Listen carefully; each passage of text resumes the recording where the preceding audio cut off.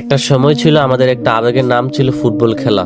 সময়ের সাথে সাথে কাজের চাপে সেই ফুটবল খেলাটা আমার মধ্য থেকে দূরে সরে যাচ্ছে। লাস্ট কবে আমি ফুটবল খেলেছি সেটা আমার মনে নাই, কিন্তু এক সময় প্রতিদিনই ফুটবল খেলতাম। এই সেই জায়গা, যে জায়গাতে এক সময় বিকেলের বেশিরভাগ সময় কাটাতাম ফুটবল খেলার মাধ্যমে। বেশিরভাগ ছেলের কাছে ফুটবল খেলাটা একটা ইমোশন, যেটা আপনি টাকার মাধ্যমে কল্পনা করতে পারবেন না। এই মাঠে এখন যারা খেলাধুলা করতেছে তারা হয়তোবা কল্পনা করতে পারতেছে না যে এই সময়টা তাদের জীবনে সব থেকে বেস্ট সময়। একটা সময় এই মাঠে আমিও ফুটবল খেলতাম, সাথে আমাদের বড় ভাইয়েরও ছিল। কিন্তু এখন সময়ের পরিক্রমায় দায়িত্ব নিয়ে অনেকে হয়তোবা প্রবাসে অবস্থান করতেছে। একটা সময় যখন আমি এই মাঠে ফুটবল খেলতাম তখন মনে মনে ভাবতাম যে এই ফুটবল খেলাটা আমি কিভাবে ছাড়বো, কারণ এই খেলাটা তো আমার দেহের সাথে মিশে গেছে। কিন্তু এখন দেখেন আমি সেই খেলার মাঠেই দাঁড়িয়ে আছি, কিন্তু আমার মধ্যে খেলার কোনো আমেজ নাই, কারণ এখন আমাকে ক্যারিয়ার দিকে ফোকাস দিতে হবে। খেলার এক পর্যায়ে যখন বলটা পানির মধ্যে পড়ে যায় তো তখন বড় ভাইরা বলতো যে বলটা পানির মধ্যে থেকে আনার জন্য, তখন আমরা একদিন করে সিরিয়াল ভাবে একজন করে বলটা পানির মধ্যে থেকে আনতাম। হয়তোবা আপনারাও কোনো না কোনো একদিন এই দায়িত্বটা পালন করেছিলেন। দিন মাস